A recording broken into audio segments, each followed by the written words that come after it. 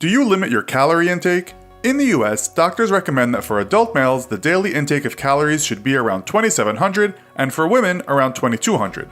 But there are lots of factors that determine what is a healthy amount of calories to consume, such as your lifestyle, is it sedentary or active, your age, your body type, weight, height.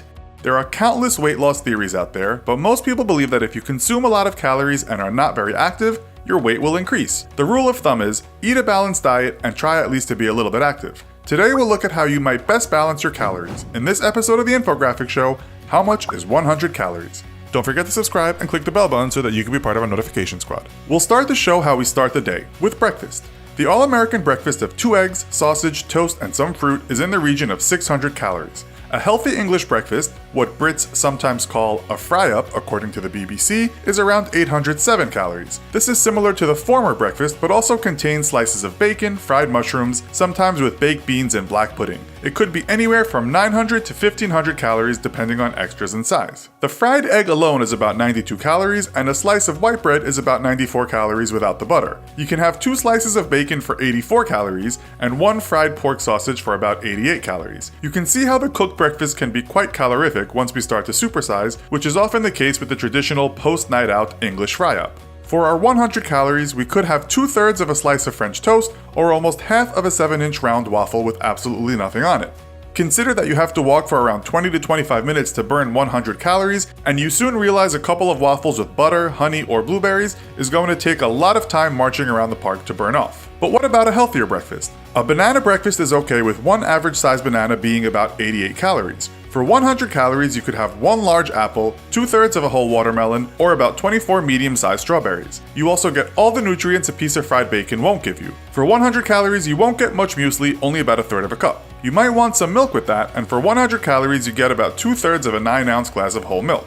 This is all rather complicated, so you could just go for a bagel with cream cheese, but with just 100 calories, you can only have 1/4 of that. For almost exactly 100 calories, you can use the same milk you have in a coffee with 2 sugars, providing it's a small cup and not a giant mug. The good news is, you can drink as much water as you like. In conclusion, if for breakfast we start splattering pancakes with goodness or wolfing down mounds of fatty sausages, bacon, and bread, we are overdoing it. According to one health website, if you want to watch your weight, try to go for a 400 to 500 calorie breakfast so you can indeed get away with your bagel and cream cheese, a small bowl of muesli and fruit, or eggs on toast. We are having a quick lunch because we only have 1 hour. One of the most common lunches is a sandwich because it's fast. You could head to McDonald's and for 100 calories have just 1/3 of a cheeseburger. You could also eat that with just less than 1/3 of a medium fries for 100 calories. 2 chicken McNuggets would also be about 100 calories. But let's face it, if we were weight conscious, we wouldn't be going to McDonald's anyways. We could go for a salad, and you could have lots of that. For 100 grams, just 2 nuggets of dubious chicken,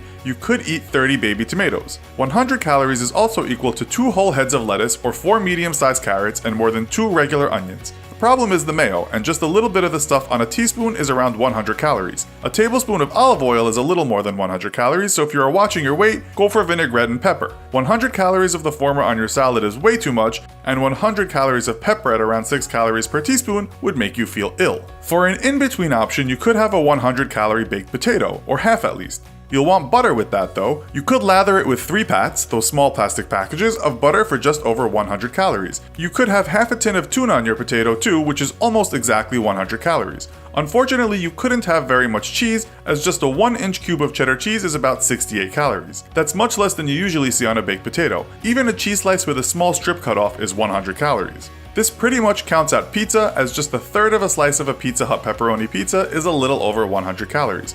For another 100 calories, you could wash it down with 1 8-ounce glass of white lemonade. Stay off the pizza and go for a light sandwich, and your lunch, without a sugary drink, will be around 300 to 400 calories. That's still an okay calorie count for the weight conscious.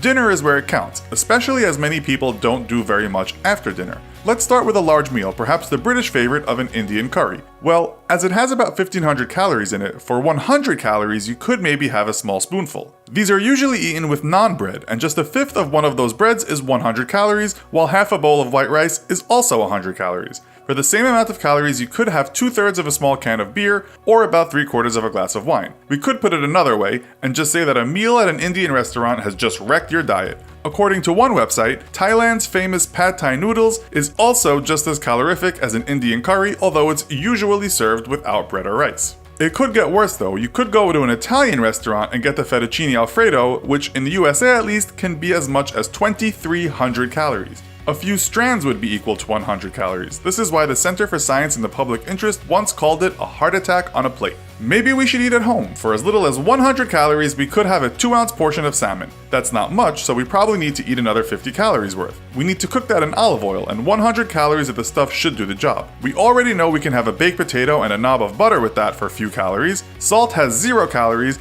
and let's stick to the hipster variety of pink Himalayan salt. We'll need more butter or oil to stir fry some asparagus, but that's okay because for 100 calories we can have about 33 7-inch spears of asparagus. All this goodness for the same calorie intake as a couple of forkfuls of creamy pasta. With such a healthy meal, we could even go for a dessert. A small portion of vanilla ice cream, about 3/4 of 1 scoop, is 100 calories. We could have 2 of those and still stay within the healthy meal parameters. So, what's your diet like? Do you keep a check on your calorie intake or do you just eat what you want? Let us know in the comments. Also, be sure to check out our other video called Most Painful Things a Human Can Experience. Thanks for watching, and as always, don't forget to like, share, and subscribe. See you next time!